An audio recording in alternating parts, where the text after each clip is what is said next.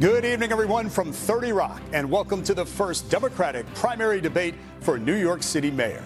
I'm joined by my colleague, News 4 Government Affairs reporter Melissa Russo, Sally Goldenberg, senior New York editor for Politico, and Telemundo 47 anchor Rosarena Breton. This is a 2-hour debate live on all NBC New York and Telemundo 47 streaming and digital platforms, Politico.com, Telexitos, and YouTube. This first hour also live on Channel 4. The leading Democratic contenders are here tonight. Their positions on stage were chosen by random drawing. Few rules for the candidates. For traditional question and answer, you'll have 1 minute to respond, and we'll offer 30-second rebuttals at the moderator's discretion. We'll also be asking some questions where we're looking for shorter answers. A lot of ground we want to cover, candidates. And we also reserve the right to cut off your microphone if you ignore the rules. But, of course, we don't want to do that. The goal is here for you to hear each other and for New Yorkers to hear everything you have to say. Good luck to you all. We'll begin with Melissa Russo. Thank you, David. Good evening, everyone. It's good to have you. We're going to begin tonight with the issue that polls show is #1 for New Yorkers, and that is affordability. The cost of everything is squeezing residents in our city. New housing can take years to build, and we'll get to your plans on that a little bit later in the debate. But right now, we're interested in how you would help residents immediately. So what's your one big idea to make the city more affordable now, and how will you pay for it? We'll begin with you, Ms. Adams. Thank you so much. Thank you for having me this evening. You know, I'm actually the only candidate on this stage who is actually doing the work already. We have a housing plan already. I have built and delivered 120,000 new units of housing. And now with the new proposal that we have in front of us, we have over 80,000 new units of housing that will be coming up and will be affordable to the people of the city of New York. New York is not affordable. I'm a mother, a grandmother, and I want my children to stay here, just like real New Yorkers want their children to stay here. Thank you, Ms. Adams. I should remind everyone, this is a 30-second answer. We'll go to you next. Mr. Lander. Thank you, Melissa. Good evening, everyone. I'm Brad Lander. I'm the New York City Controller. I'm a lifelong affordable housing activist, and I'm a proud Brooklyn dad. Tonight, I'll show you that I'm the only one in this race with the progressive values to make this city more affordable, with the public integrity to sweep away the corruption of Eric Adams and Andrew Cuomo, and with the proven management experience, having already delivered over 50,000 affordable homes to actually deliver on my promises. I'll get 500,000 homes built over the next 10 years. Okay, we're going to move on to Ms. Ramos. I want to remind everyone the question is, what is your one big idea to make the city more affordable now, and how will you pay for it? 30 seconds, Ms. Ramos. Thank you, Melissa. Good evening. Buenas noches to everyone watching at home.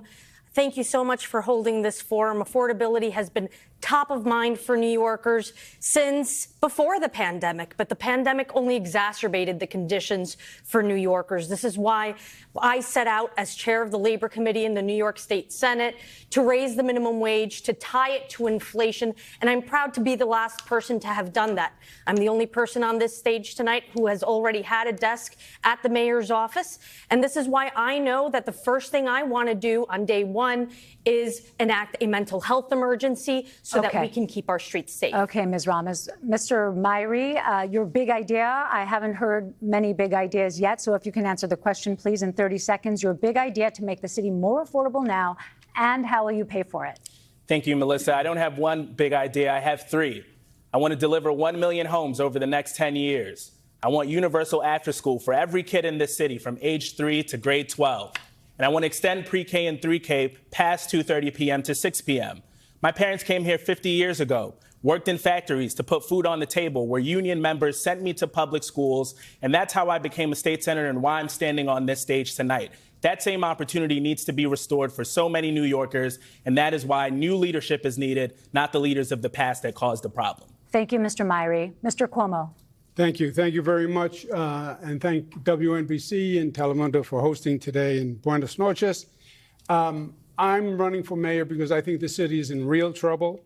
I think we have a management crisis between the Adams and Lander administration. I think we have a fiscal crisis where the city is actually spending more every year than it is taking in. And I think we have a societal crisis where we have division and hate. On affordability, raise the minimum wage, put more money in people's pocket. more child care, after-school care, Okay, Mr. and then, Cuomo. of course, build affordable housing. I was the HUD secretary. I know how to do it. Thank you. I'm turning it over to Rosarina. Thank you, Melissa. Bienvenidos a todos. Thank you so much for being here tonight. We're going to ask the same question again, but please listen carefully. You have 30 seconds to answer. What is your one big idea to make the city more affordable now, and how will you pay for it? Again, 30 seconds, Mr. Chilson. Yeah, thank you for having me. Now it may take a couple of years, but I think we need to address the housing crisis. Most of the people on this stage have called to freeze the rent, but I want to go one better. I think we need to drop rents by 20% by unleashing the private sector to build a lot more housing. This isn't pie in the sky. New York did this 100 years ago. Austin has done it just in the past 3 years. So the key is, though, is to ease the zoning restrictions and all the other regulations that are tying Thank you, Mr. the private Chilson. sector. Thank you very much, Mr. Mamdani. Good evening. Thank you so much for having me. We are live here in the most expensive city in the United States of America. 1 in 4 New Yorkers are living in poverty.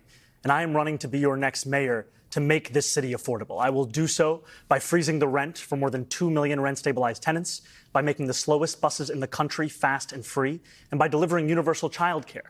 And I will pay for this by taxing the 1%, the billionaires and the profitable corporations that Mr. Cuomo cares more about than working-class New Yorkers. I will ask them to pay their fair share so we can have a city that everyone can afford. Thank you so much for that, Mr. Blake. Can I jump in for one moment? Mr. Mamdani, how will you convince Albany to pass that tax increase? Because from what we've heard from Governor Hochul, it's not really something that she's thinking about doing. How can you guarantee that will happen? So I have experience in this, actually, because in my first year in the state legislature, I came to Albany, where we had a governor then who didn't want to raise taxes on billionaires and corporations. That was then Governor Cuomo. And we actually overcame his objections, raised $4 billion in new annual revenue, and finally funded the very public schools that he had starved for so many years. Thank you very much. We have to go with Mr. Blake now.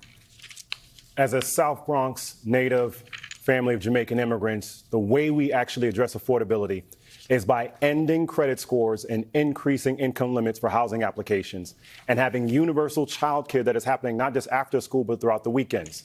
We pay for this by having a vacant apartment tax for those that are not living in New York City, by withholding taxes to D.C. that Trump tried to take against us, and making sure, as much as I love the Knicks, and I'm sorry they fired Tibbs, but they had to, you have to tax what's happening at Madison Square Garden. That is how you pay for it. That is how we have affordability. Thank you, Mr. Blake. Mr. Stringer. I want to actually put forth a program that can get done for young families and for the people who built this city. And it's very simple. We need to use city-owned vacant land, 1,000 properties, and transform that land into affordable housing. That property should go to not-for-profits, to limited profit developers, not the luxury developers that fund Andrew Cuomo's campaign, but the developers that can actually build the Mitchell-Lama 2.0 that we need. We owe it to the people who built this city and are now fleeing the city because they can't afford to live here. And we need to welcome the next generation of New Yorkers who will be here if we give them hope and opportunity and affordability. Thank you, Mr. Stringer.